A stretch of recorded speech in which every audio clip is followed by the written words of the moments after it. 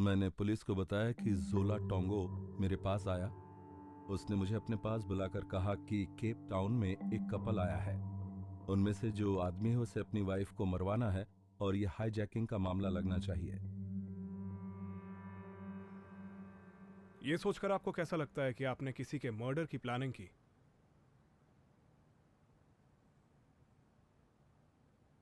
मुझे समझ में नहीं आ रहा कि इस सवाल का जवाब कैसे दूं। साउथ अफ्रीका में अपने ब्रिटिश हस्बैंड के साथ हनीमून पर आई एनी का मर्डर हुआ है और पुलिस इस केस की छानबीन कर रही है। ये बाकी क्राइम से बिल्कुल अलग था। मुझे लगा यहाँ मौके का फायदा उठाया गया है और फिर सारे सवाल खड़े होने लगे। हमने गहरी छानबीन की और छानबीन में जो बातें सामने आई उन्होंने हमारे होश उड़ा दिए। ये कैसे हो सकता है? मैं उससे बहुत प्यार करता था। मैं खुद उसकी जान क्यों लूंगा? वो उस पर इल्जाम लगाना चाहते थे। सबको लग रहा था उसी ने ये किया है। मुझे लगता है कि ये बुरा सपना कभी खत्म नहीं होगा। ये एक बहुत ही उलझा हुआ रहस्य है। समझ नहीं आता कि सच कहां खत्म होता है और झूठ कहां शुरू होता है। Any, the honeymoon murder. The mastermind.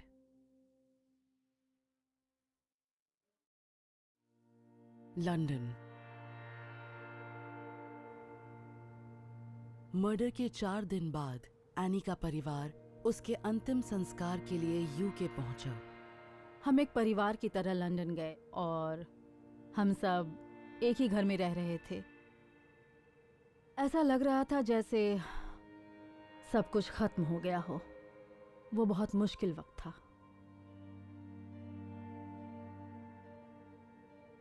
सच कहूं तो किसी को कुछ समझ में नहीं आ रहा था और कई लोगों के लिए तो यकीन करना मुश्किल था कि अब वो हमारे बीच नहीं थी। हम बस एक दूसरे का साथ दे रहे थे और एक दूसरे को संभालने की कोशिश कर रहे थे।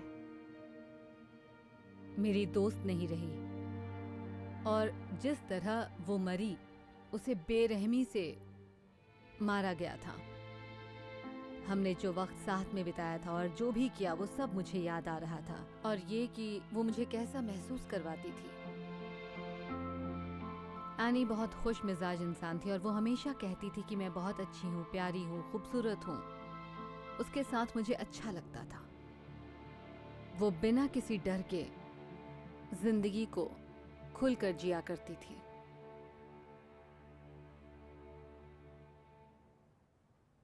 Cape Town.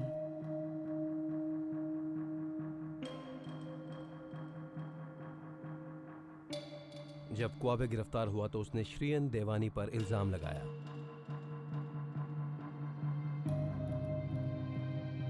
वो जो हस्बैंड था वो अपनी वाइफ को मरवाना चाहता था।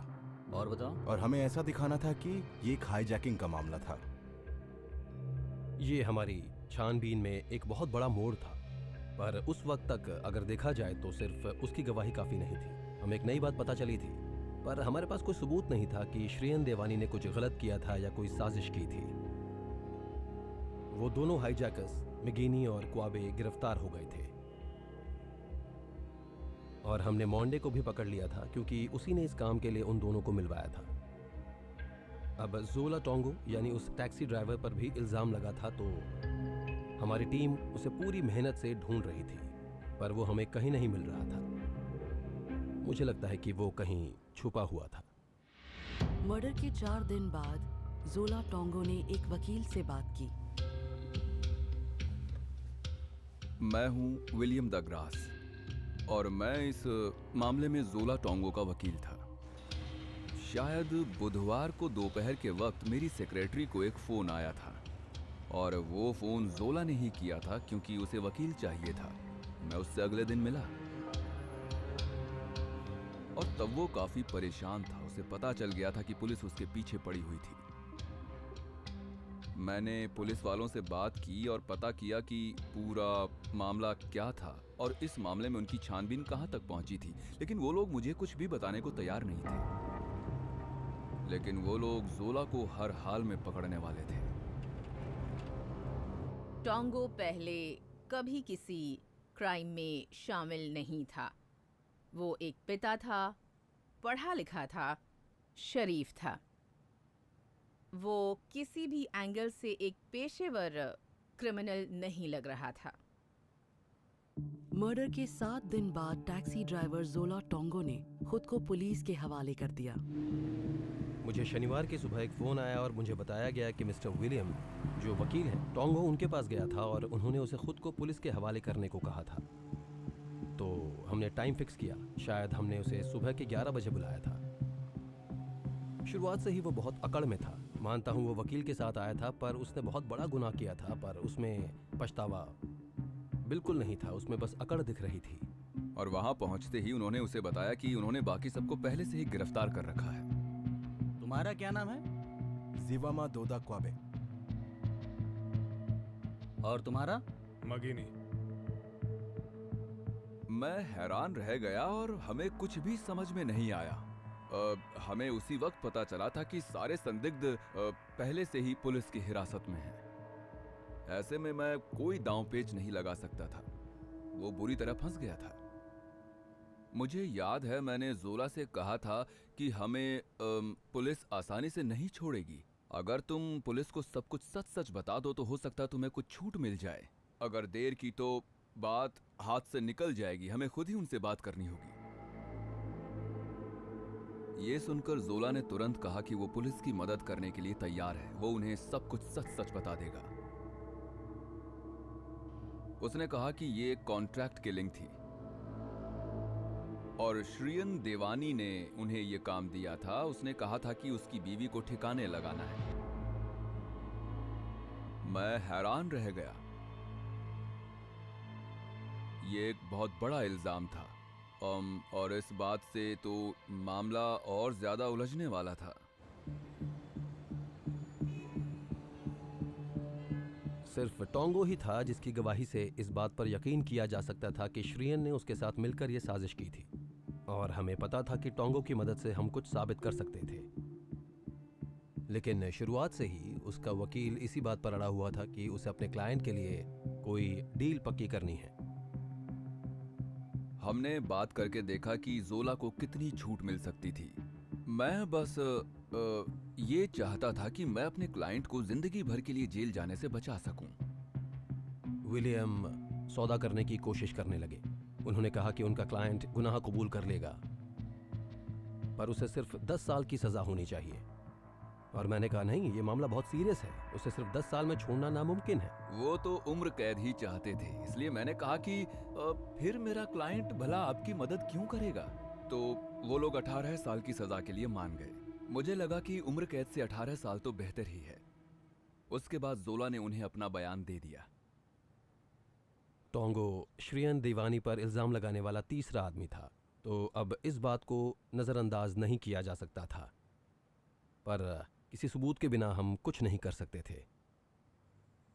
हम श्रीयन देवानी को सजा दिलवाने में पुलिस की मदद करना चाहते थे, लेकिन वो साउथ अफ्रीका से चला गया था। तो अब ये इंटरनेशनल मामला था और प्रेस अब इस मामले को बहुत उछालने वाली थी। मतलब अब तहलका होने वाला था।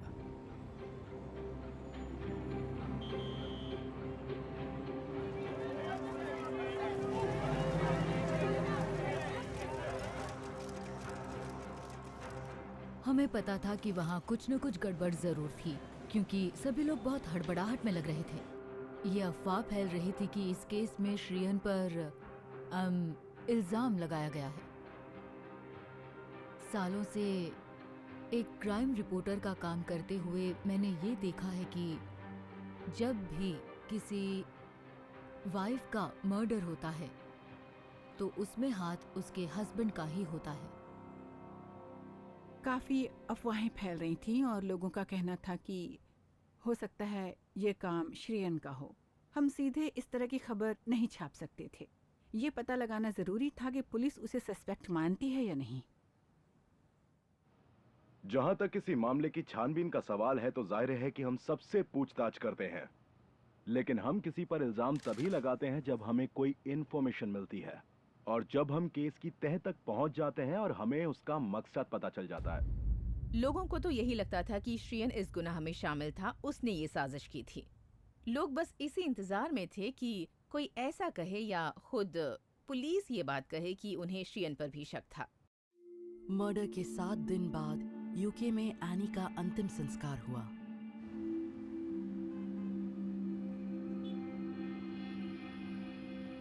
इंडियन कल्चर में किसी के मरने के बाद बहुत जल्दी उसका अंतिम संस्कार किया जाता है और कहते हैं कि ये काम 3 दिनों के अंदर हो जाना चाहिए। अंतिम संस्कार से पहले काफ़ी सारी तैयारियां की जाती हैं क्योंकि वो मैरिड थी, इसलिए उसे दुल्हन की तरह सजाना था और उसे सजाने का काम माँ की तरफ से ही कोई करता है। इसलिए उसकी दोनों बड़ी कजिन्स एमी और स्नेहा वहाँ उसे सजाने के लिए गईं। हम लोग भी वहीं पर थे, पर हम लोग ये काम नहीं कर सकते थे। मैं तो शायद ये कर भी नहीं पाती, मुझसे किया ही नहीं जाता। फिर बाद में हमें पता चला कि श्रेयन भी वहीं पर था क्योंकि वो भी उसे आखिरी बार अपने हाथों से सजाना चाहता था। उन्होंने बताया कि वही सब कुछ करने लगा और वो सब कुछ इतनी जल्दबाजी में कर रहा था कि वो बहुत अजीब था, कोई इमोशंस नहीं थे उसमें। और ये देखकर वो दोनों और रोने लगी। हम सब एनी को आखिरी बार गले लगाना चाहते थे, पर श्रेयन ने कहा कि अब इन सब चीज़ों का टाइम नहीं है, पहले ही काफ़ी देर हो चुकी है। ऐसा लग रहा था कि वो एनी को अभी से ही भूल चुका है, कोई इमोशंस नज़र नहीं आ रहे थे। हम बड़ी मांग नहीं कर रहे थे, हमें बस एनी को गुड बाय कहना था। हमने किसी अपने को खोया जिसे हम बचपन से जानते थे और जिसे वो बस 1 साल से जानता था।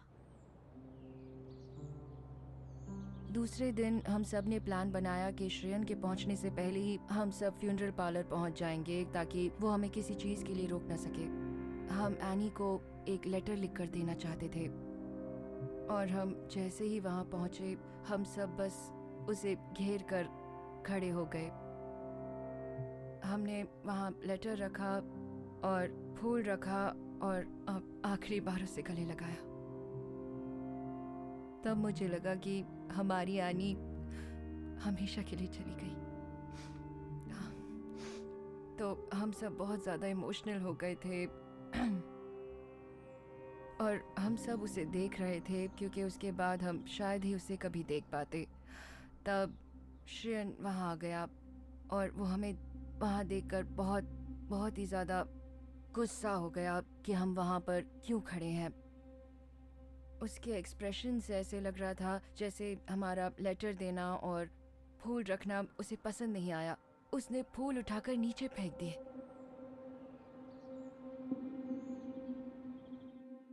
अंतिम संस्कार के 2 दिन बाद एनी के परिवार ने श्रेयन के साथ अपनी एक बातचीत रिकॉर्ड की। देखिए, सबसे पहले खुद मैंने ही कहा था कि मैंने वहाँ सबके सामने जो किया वो गलत किया था, लेकिन आपको समझना होगा कि मैंने ऐसा क्यों किया और मुझे गुस्सा क्यों आया। मैं ये नहीं कहता कि मेरा वैसा करना सही था, क्योंकि वो सही नहीं था, लेकिन उसकी एक वजह थी। मैंने वो इसलिए नहीं किया था कि मुझे मनमानी करनी थी। उन्होंने मुझसे कहा कि मैं कुछ देर के लिए दूर चला जाऊं। फ्यूनरल में बहुत अजीब माहौल था, वहाँ बहुत कुछ हो रहा था। पहले तो हमें यकीन ही नहीं हो रहा था, लेकिन फिर हम यहाँ वापस आए तो आपस में बात की और तब हमें लगने लगा कि वहाँ कुछ तो गड़बड़ थी, दाल में कुछ तो काला था। मर्डर के 13 दिन बाद जोला टोंगो पुलिस को बाकायदा एक बयान देता है। हम ऑफिस गए और इंतज़ार करने लगे। फिर मैंने वहाँ उसका बयान लिया। मैं एक पुलिस ऑफिसर हूँ तो इसलिए मैं कई लोगों के बयान लेता हूँ, और एक बार कोई गुनाह कबूल कर ले तो हमें बस सच जानकर लिखना होता है। अब जो आप सुनने वाले हैं वो टोंगो का स्टेटमेंट है जो उसने पुलिस को दिया था। इस एफिडेविट में लिखी हुई बातें मेरी जानकारी और मेरी समझ के मुताबिक पूरी तरह सही हैं। मैं कसम खाता हूँ कि सिर्फ सच कहूँगा और सच के सिवा कुछ नहीं कहूँगा। मैं एयरपोर्ट पर पैसेंजर्स ढूंढ रहा था और वहाँ पर मुझे श्रियन देवानी मिला। उसने मुझे उसे और उसकी वाइफ को केप ग्रेस होटल तक छोड़ने के लिए कहा। जब उनकी वाइफ होटल के अंदर चली गई। तब मिस्टर श्रियन ने मुझे टैक्सी का किराया दिया। उसके मुताबिक श्रियन ने उसे वहीं रुकने के लिए कहा क्योंकि श्रियन को उससे कोई बात करनी थी। उन्होंने कहा कि उन्हें एक ज़रूरी काम करवाना है और बात यह है कि उन्हें किसी को ठिकाने लगाना है। जब मैंने उनसे पूछा कि वो क्या कहना चाह रहे हैं तो उन्होंने कहा कि वो किसी को मरवाना चाहते हैं। उन्होंने कहा कि वो इस काम के लिए 15,000 रैंड देंगे। मैंने सोचा इस काम के लिए एक बार अपने दोस्त मोंडे से जाके मिलता हूँ। उसने मोंडे से बात की और उसे बताया कि उसे एक क्लाइंट मिला है जो किसी ऐसे आदमी को ढूंढ रहा है जो किसी की जान ले सके। मोंडे टाउनशिप में रहता था तो उसे लगा कि मोंडे शायद किसी हिटमैन या ऐसे किसी आदमी को जानता होगा। उन्होंने हिटमैन शब्द इस्तेमाल किया और फिर वहां से जुर्म का ये सारा खेल शुरू हो गया। मोंडे ने कहा कि वो टाउनशिप में किसी को जानता है और मैंने उसे उस आदमी से फ़ोन पर बात करते हुए सुना और मोंडे ने उससे कहा कि उसके लिए एक काम है। श्रियन ने ही मुझे सारा प्लान समझाया था। बात साफ थी, वो चाह रहा था कि किडनैपिंग, चोरी और मर्डर पुलिस को देखने में कोई अचानक हुआ क्राइम लगे। जब मैं होटल पहुंचा तो श्रियन और उसकी वाइफ मेरी कार में बैठ गए। श्रियन ने पहले मुझे शहर में गाड़ी घुमाने को कहा क्योंकि उसे देखना था कि हमारा शहर रात में कैसा लगता था। फिर गाड़ी चलाते वक्त मुझे याद आया कि श्रियन से बात करनी थी कि वो ये काम करने की फीस कब और कैसे देगा। इसलिए मैंने उसे एक मैसेज भेजा जिसमें लिखा था कि हमारी फीस देना मत भूलना। फिर उसने मुझे जवाब भेजा और बताया कि फीस फ्रंट पैसेंजर सीट के पीछे लगे एक पाउच में एक एनवेलोप में रखी हुई है।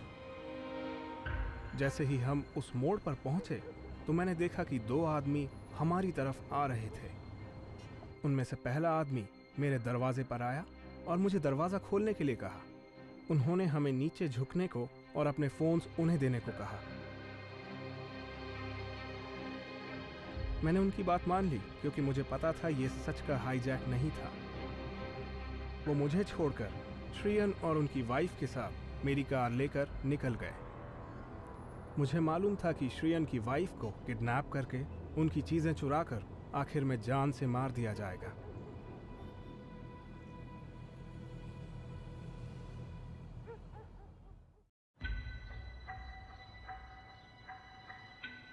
जोला टोंगो ने हमें बाकायदा बयान दे दिया लेकिन उससे कुछ साबित नहीं हुआ।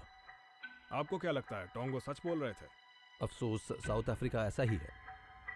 यहाँ पर बहुत थोड़ी सी फीस देकर भी कोई किसी को मरवाने का काम करवा सकता है।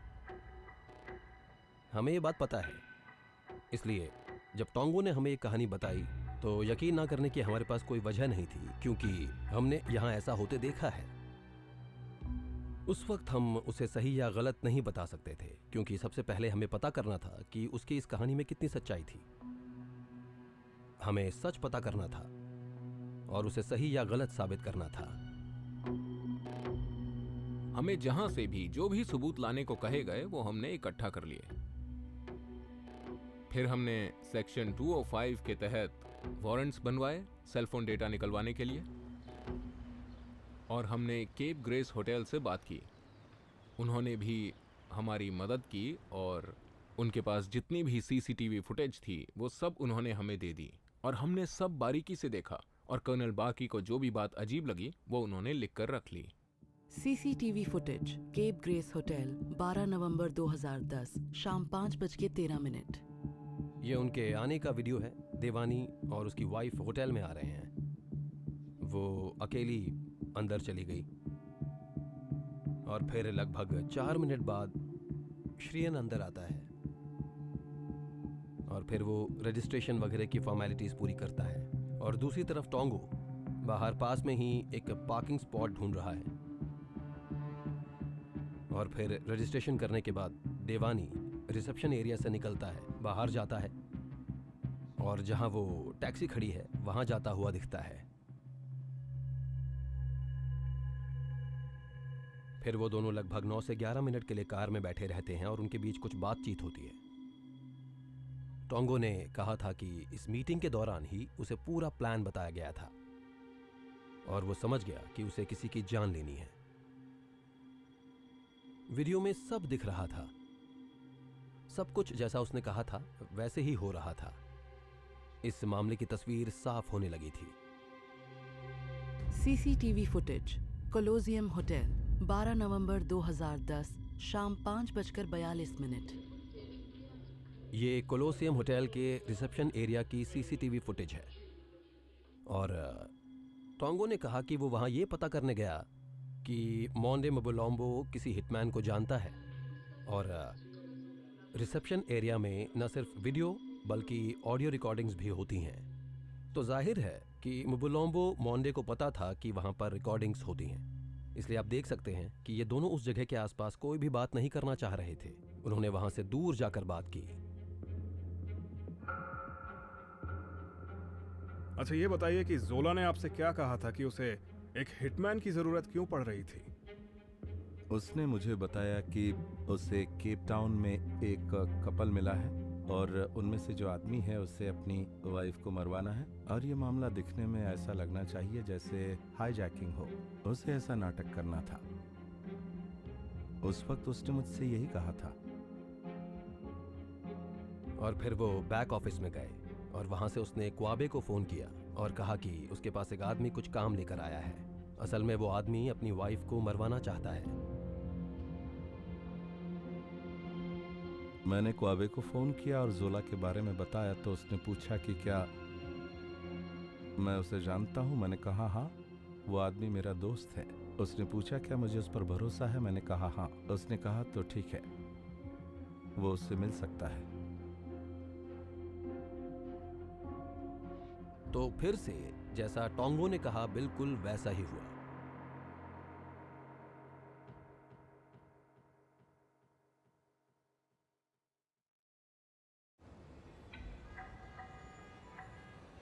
मुझे पता था कि सबकी नज़रें हम पर थीं, इसलिए जैसा कि डिटेक्टिव कहते हैं, हम कोई कसर नहीं छोड़ सकते थे और हमें सारी बातें पक्के तौर पर पता करनी थी। जैसे ही हम सारी कड़ियाँ जोड़ने लगे और टोंगो जो भी कह रहा था उन बातों के सबूत जमा करते गए, वैसे वैसे हमारा केस मजबूत हो रहा था और हम एक नतीजे पर पहुंच रहे थे। टोंगो ने बताया कि कत्ल की रात से पहले दिन वो दोनों मिले। उन दो कत्ल करने वालों को 15,000 रैंड मिलने वाले थे। टोंगो के मुताबिक देवानी ने उससे कहा कि उसके पास सिर्फ डॉलर्स हैं और टोंगो ने उसे कहा कि उसे नहीं लगता साउथ अफ्रीका में उनसे काम होगा। अगर वो चाहता है कि यहाँ कोई उसका काम करे तो उसे उसकी कीमत साउथ अफ्रीकन करेंसी में देनी होगी। देवानी ने उसे कहा कि वो होटल में डॉलर्स एक्सचेंज नहीं करना चाहता था क्योंकि वहाँ पर एक्सचेंज रेट्स अच्छे नहीं थे। टोंगो ने उसे बताया कि उसे एक जगह पता थी जो ब्लैक मार्केट में थी, टाउन में एक ऐसी शॉप जहां वो बेहतर रेट्स पर डॉलर्स एक्सचेंज करवा सकता था। CCTV footage, Cape Grace hotel, 13 नवंबर 2010 सुबह 11:58। तो एक वक्त तय करके टोंगो देवानी को लेने के लिए होटल वापस आया ताकि वो डॉलर्स एक्सचेंज करवा सके। वो होटल से बाहर निकला और यहाँ दिख रहा है कि वो कैमरा के एंगल से ठीक बाहर जहाँ गाड़ी खड़ी है वहां जाता है और फिर कुछ सेकंड्स बाद वो गाड़ी वहां से निकल जाती है।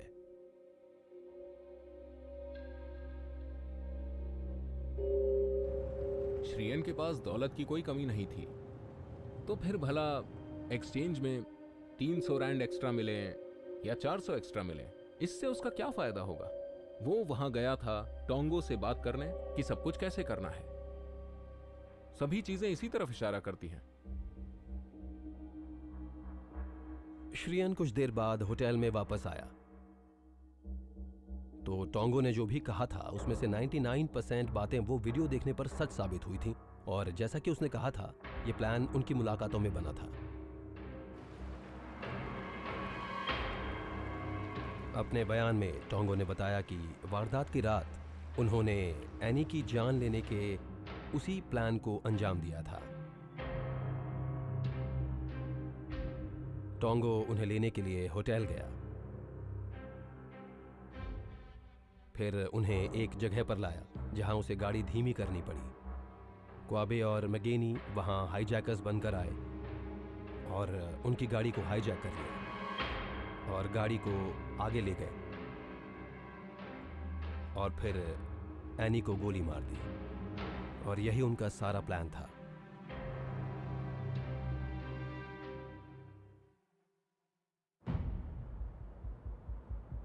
इस जांच का एक अहम हिस्सा ये था कि टोंगो ने कहा था कि जब वो गाड़ी चला रहा था तब श्रियन ने उसे मैसेज भेजा था और उसमें लिखा था कि उनकी फीस सीट के पीछे रखी हुई थी। और सेल फोन डेटा से ये पता चला कि ये बात सही थी, मैसेज भेजा गया था। ये 13 नवंबर 2010 के कॉल्स और एसएमएस रिकॉर्ड्स हैं जो टोंगो और श्रियन के बीच किए गए थे।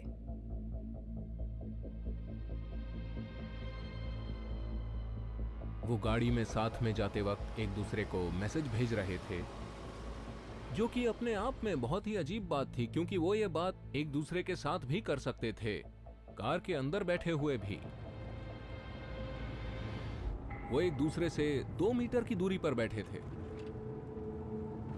तो ऐसा लगता है कि श्रियन टोंगो से एनी के सामने बात नहीं करना चाहता था, क्योंकि वो दोनों जिस बारे में बात कर रहे थे वो नहीं चाहते थे कि एनी वो सुने।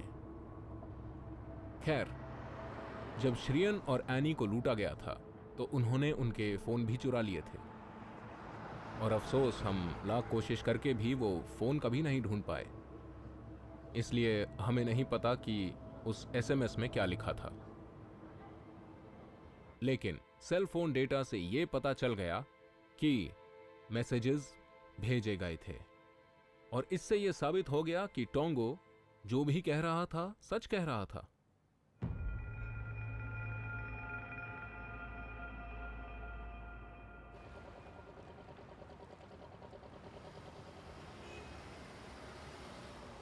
और भी कुछ गवाह थे, जैसे कि होटल का स्टाफ। हमने उनसे भी पूछताछ की ताकि हमें और जानकारी मिल सके कि उस रात क्या हुआ था।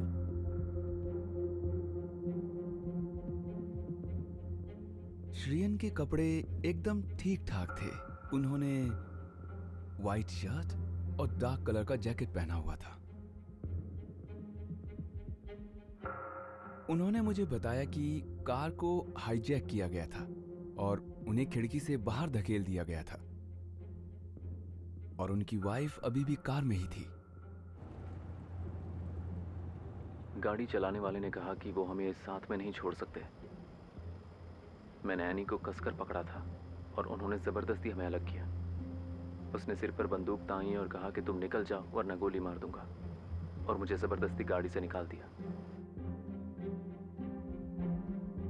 मेरे ख्याल से जब आप पर बंदूक या कोई और हथियार, कोई खतरनाक हथियार ताना गया हो, तो जाहिर है आप उस वक्त पता नहीं, शायद हर कोई अलग तरह से रिएक्ट करेगा।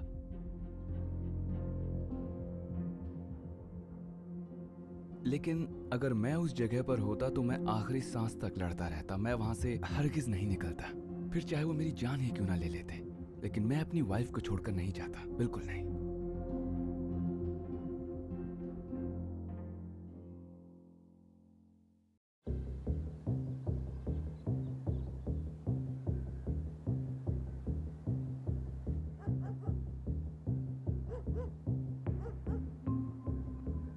टोंगो ने हमें बताया कि देवानी उसे भी 5000 रैंड देने वाला था। तो इसीलिए उस वारदात के 1-2 दिन बाद उसने देवानी से बात की और फिर वक्त तय करके वो उस काम के लिए देवानी से अपनी फीस लेने होटल पहुंच गया। CCTV footage Cape Grace hotel 16 नवंबर 2010 दोपहर 1:47। होटल के बाहर लगे कैमरा के वीडियो में हमें दिखा कि टोंगो होटल आया और श्रियन, जो एनी के पापा के साथ बैठा था, वो उठकर वहां से बाहर चला गया और फिर टोंगो अंदर रिसेप्शन एरिया में आ गया। देवानी के हाथ में कुछ था जो वाइट एनवेलप लग रहा था। फिर शायद उसने टोंगो को देख लिया और वो वहां से चला गया। उसने मुड़कर देखा और टोंगो उसके पीछे गया। इस वक्त तक ऐसा नहीं लगा कि उनमें कोई बात हुई थी, लेकिन वो कहीं जा रहे थे। और फिर वो एक छोटे से ऑफिस में गए जिसका नाम एक्टिविटी सेंटर था, और वहीं से गेस्ट जरूरत पड़ने पर ईमेल भेजते हैं या जरूरी काम करते हैं। देवानी बाहर आया और फिर वो अपने रूम की तरफ चला गया। पर अब उसके हाथ में वो पैकेज नहीं था, यानी वो एनवेलप उसके पास नहीं था जो एक्टिविटी सेंटर में जाने से पहले उसके पास मौजूद था। और फिर जब टोंगो बाहर आकर टॉयलेट गया तो ऐसा लग रहा था कि उसके पैंट के पीछे की जेब में उसने वही एनवेलप रखा हुआ था। फिर जब वो टॉयलेट से बाहर निकला तो उसने वो एनवेलप अपने दाएं हाथ में पकड़ा था। और फिर वो रिसेप्शन एरिया से होते हुए होटल से बाहर निकल गया। तो कोई लेन देन तो जरूर हुआ था, उनके बीच कुछ तो हुआ था। इस बार भी टोंगो ने जो कहा वो बात सच साबित हुई।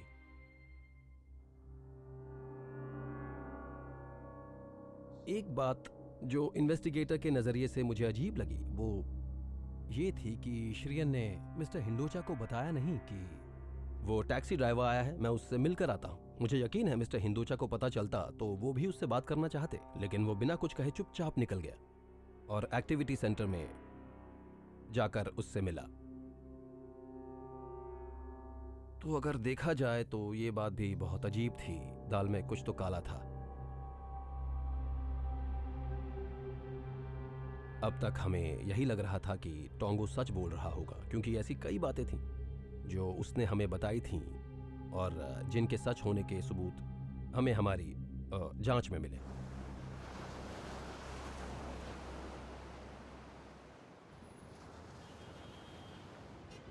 जल्द ही इस मामले में न्यूज़पेपर, जर्नलिस्ट और एडिटर्स को यकीन हो गया था कि एनी का हस्बैंड चाहे मर्डर के वक्त वहाँ मौजूद नहीं था, लेकिन उस बारे में उसे काफ़ी कुछ पता था।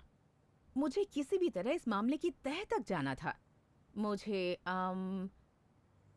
जानना था कि ये कत्ल क्यों हुआ और इसकी सच्चाई क्या थी। वो इंग्लैंड चला गया था, उस तक पहुंचने का कोई तरीका नहीं था। वो हमसे बात नहीं कर रहा था और ना ही पुलिस से बात कर रहा था। मुझ पर इस बात का काफ़ी प्रेशर था कि मैं मामले की तह तक जाऊं और सच्चाई का पता लगाऊं। और फिर अचानक श्रेयन का पीआर जो मैक्स क्लिफर्ड था, उसका इंटरव्यू सामने आया और मामला और भी ज्यादा उलझ गया। मैं उससे मिला हूँ, मैंने उससे बात की है और पूरे मामले को मैंने अच्छी तरह से समझा है। मैंने उससे वो सारे सवाल किए जो जर्नलिस्ट कब से करना चाहते थे और पूरी बात को जाना, और मुझे उस पर पूरा यकीन है।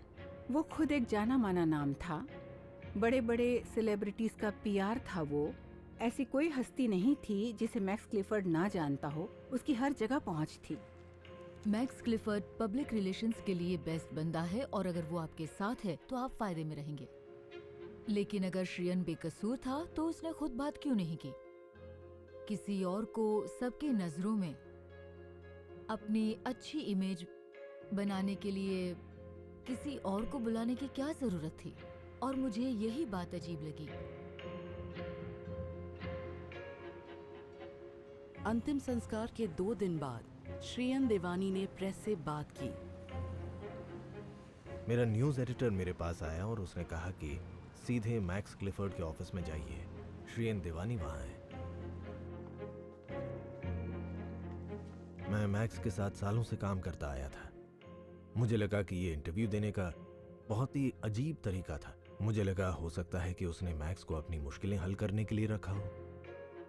ये इंटरव्यू सिर्फ द सन के साथ होने वाला था, जो मेरे ख्याल से जनता के लिए भी सही था, क्योंकि सब लोग पूरी बात जानना चाहते थे और मुझे खुशी थी वो मुझे इस बारे में सब बताने वाले थे।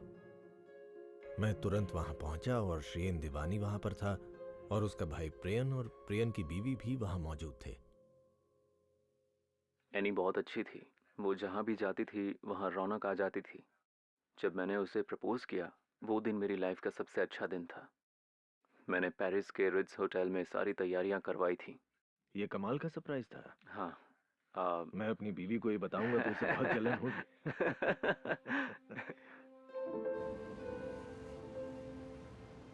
मैंने सिंगल सॉलिटायर डायमंड की रिंग बनवाई थी और रेस्टोरेंट के मैनेजर ने उसे बहुत ही अच्छी तरह से प्रेजेंट किया था। ये देखकर एनी बहुत एक्साइटेड थी।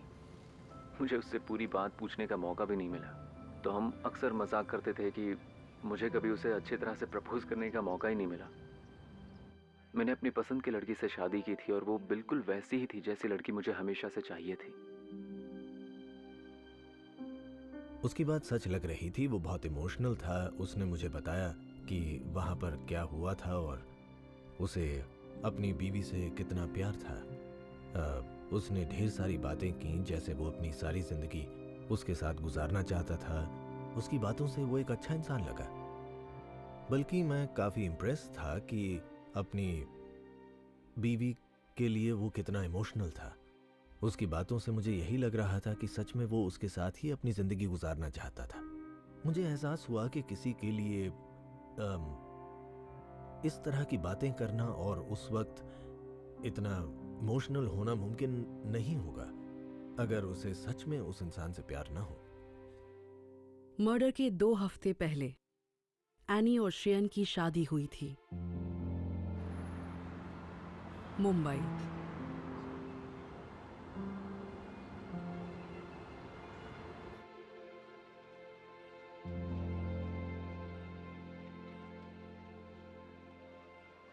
जब मुझे वेडिंग इनविटेशन मिला तो मैं सच में बहुत हैरान हुई थी। मुझे इसकी उम्मीद नहीं थी। मेरे मन में ढेर सारे सवाल थे। कई बातें थी जो मुझे ठीक नहीं लग रही थी, क्योंकि वो अपनी इस रिलेशनशिप को लेकर श्योर नहीं थी। सच कहूं तो उसकी फीलिंग्स बार बार बदलती रहती थी। कभी वो कहती कि वाओ, या वो अमेजिंग है, बहुत अच्छा लड़का है, और कभी वो कहती कि पता नहीं मैं क्या फील करती हूँ। वो कहती पता नहीं वो मेरे बारे में क्या सोचता है। वो मुझसे उतना प्यार नहीं जताता जितना जताना चाहिए। मुझे तो यही लग रहा था कि उनका ब्रेकअप हो जाएगा। मेरे हिसाब से ये बहुत ही अजीब शादी थी। वो कुछ हद तक एक्साइटेड तो थी और मुस्कुरा रही थी, लेकिन मुझे ऐसा लगा कि शायद वो पूरी तरह से खुश नहीं थी और वो नॉर्मल बर्ताव नहीं कर रही थी।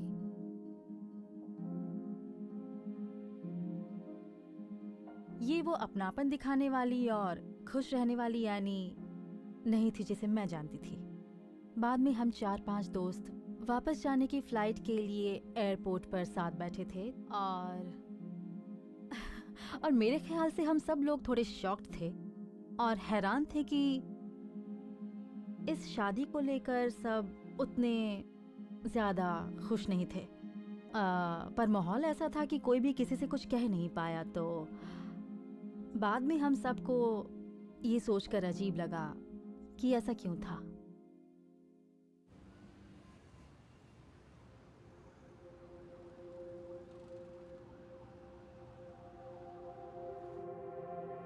क्रिमेशन के बाद भी पूरी फैमिली को यही लग रहा था कि श्रेयन वहाँ ऐसे क्यों बिहेव कर रहा था और आखिर इसकी क्या वजह हो सकती है।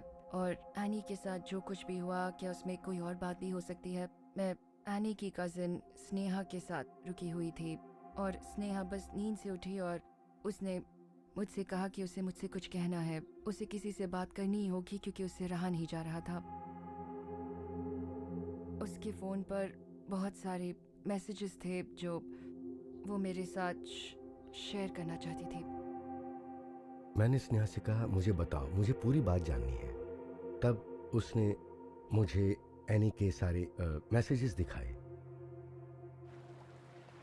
शादी से 12 हफ्ते पहले। मुझे उससे नफरत है, मैं खुश नहीं हूं। शादी से 8 हफ्ते पहले। श्रेयन से बहुत लड़ाई होती है। मैंने कहा मैं घर जा रही हूं। काश मैंने कभी हाँ नहीं कहा होता। हनीमून से 1 दिन पहले। अब मैं रोने के सिवा कुछ नहीं करती।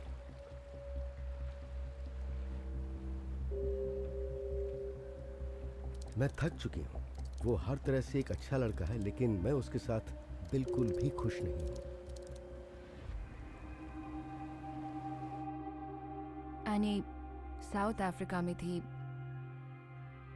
और स्नेहा ने बताया कि उसके आखिरी मैसेजेस से लगता था कि उनके बीच कुछ ठीक नहीं था।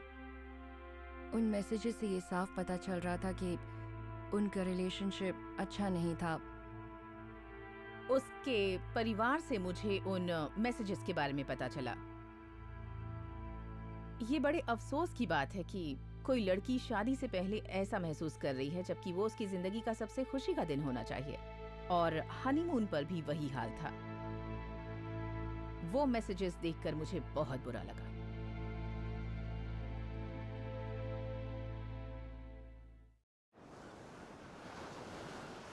Cape Town. लगता है एनी देवानी के मर्डर की छानबीन किसी नतीजे पर पहुंच रही है। पुलिस अब जोला टोंगो के बयान की मदद से इस केस की गुत्थी सुलझाने की पूरी कोशिश कर रही है।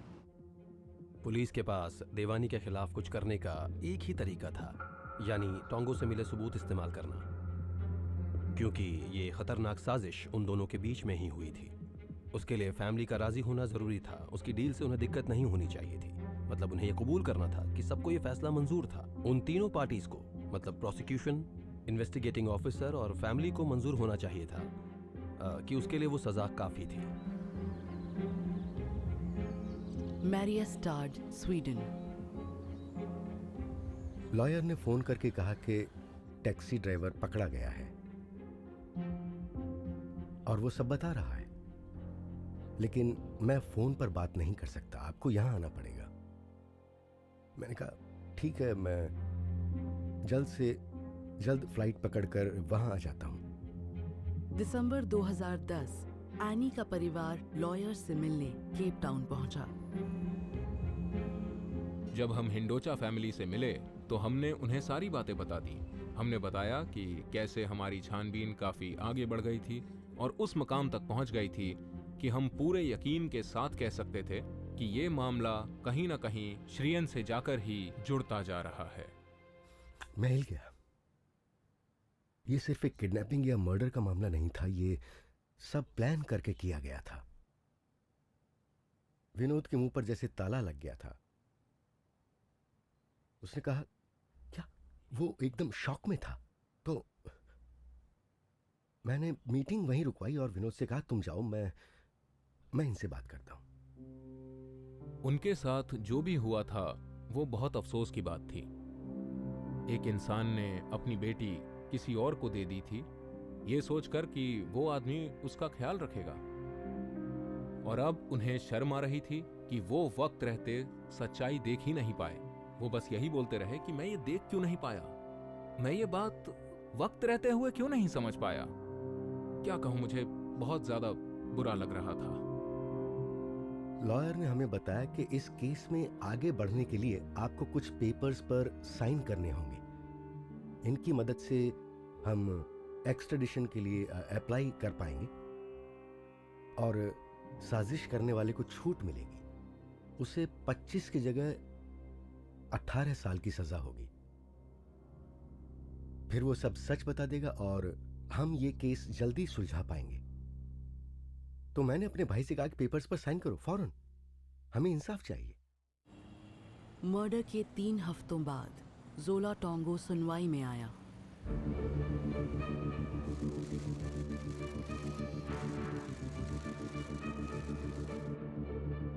कोर्ट एकदम खचाखच भरी हुई थी, वहां जगह नहीं बची थी। मुल्जिम ये मंजूर करता है कि उसने जिस दूसरे इंसान पर इल्जाम लगाया, उसने इस मामले से जुड़ी हुई ये बातें मुल्जिम से खुद कही थी। श्रियन देवानी मेरे पास आया और उसने मुझसे पूछा कि क्या मैं किसी ऐसे इंसान को जानता था जो कि उससे कीमत लेकर एक दूसरे इंसान को ठिकाने लगा सकता है। मुझे याद है जब ये बयान पढ़ा जा रहा था तब मैंने और मेरे मीडिया कॉलीग्स ने एक दूसरे को देखा और कहा वाओ, हमें यही तो चाहिए था। देखा, इन्होंने आखिर कह ही दिया। जब ये बात खबरों में आएगी तो तहलका मचा देगी। ये अदालत तुम्हें 18 साल की सजा सुनाती है। अदालत की कार्रवाई अब खत्म होती है। टोंगो को कत्ल का दोषी पाया गया और वो इस मामले में एक खास गवाह होगा, मगर फिलहाल उसे जेल जाना होगा। कोर्ट से निकलते हुए एनी देवानी के पिता ये बात जानकर सदमे में थे कि उनकी बेटी के कत्ल के केस में पकड़े गए आदमी के मुताबिक उसके पति ने ही ये साजिश की थी। मैं साउथ अफ्रीका के लोगों का शुक्रिया अदा करना चाहूँगा कि उन्होंने हमें पूरा सपोर्ट किया और सारी दुनिया का भी। श्रियन देवानी को इस मर्डर की साजिश का मास्टरमाइंड घोषित कर दिया गया था। एक इंसान कितना गिर सकता है, वो औरत हनीमून पर आई थी, वो उस आदमी से प्यार करती थी। मैं ये सब बात सुनकर हैरान नहीं हुई, लेकिन फिर भी ये सब सुनकर झटका तो लगता ही है ना। मैंने सोचा ये शख्स कितना घिनौना है। अगर ये सच है कि श्रेयन देवानी इस भयानक प्लान के साथ साउथ अफ्रीका आया था, इस बात से साउथ अफ्रीका के लोगों में बहुत गुस्सा भरा पड़ा था कि श्रेयन ने अपनी वाइफ के साथ ऐसा किया, और वो भी साउथ अफ्रीका में। हमारे रिपोर्टर जॉन के वेस्ट पेरियंट्रे में उस जगह पर हैं जहां वो दोनों रहते थे। क्या बता सकते हो जॉन? साउथ अफ्रीका की कोर्ट में आज जो कुछ भी हुआ उसके कुछ देर बाद ही श्रेयन के पीआर मैनेजर मैक्स क्लिफर्ड ने एक स्टेटमेंट जारी किया, और उनके इस बयान में उनका कहना है कि जो कुछ भी हुआ उसमें श्रेयन का कोई भी हाथ नहीं है, उसका इस मामले में कोई भी लेना देना नहीं है। उनका कहना है कि उनके ऊपर जो इल्जाम लगाए जा रहे हैं वो सरासर झूठ हैं और बेबुनियादी हैं। भला अपनी वाइफ को प्यार करने वाला इंसान उसकी जान कैसे ले सकता है? टोंगो के बयान देने के बाद हमें पता था कि हमें एक बहुत लंबी लड़ाई लड़नी होगी श्रेयन के एक्सट्रेडिशन प्रोसेस के लिए। हमने मैट को बताया कि हमारे पास श्रेयन को गिरफ्तार करने के लिए वारंट है, और उन्होंने उस वारंट के बिना पर ही श्रेयन को अरेस्ट कर लिया। 7 दिसंबर 2010 श्रेयन देवानी मर्डर की साजिश के लिए गिरफ्तार कर लिए गए। श्रेयन देवानी को ब्रिस्टल में 10:30 बजे गिरफ्तार किया गया और आज सुबह लंदन की अदालत में पेश किया गया। साउथ अफ्रीकन गवर्नमेंट ने उन्हें उनकी वाइफ एनी के मर्डर का प्लान बनाने के इल्जाम में अरेस्ट करने की मांग की। जब प्रोसिक्यूशन ने उन्हें बताया कि कैसे उन पर उनकी वाइफ के मर्डर के प्लान बनाने का इल्जाम लगा है, तो उन्होंने पूरी बात ध्यान से सुनी। सच अब सामने आएगा। अब हमें पता चलेगा कि आखिर किस वजह से उस इंसान ने मर्डर करवाया था। सबसे बड़ा सवाल यही था कि उसे अपनी वाइफ को क्यों मरवाना था। मैंने अपनी पसंद की लड़की से शादी की थी, भला मैं उसकी जान क्यों लूंगा?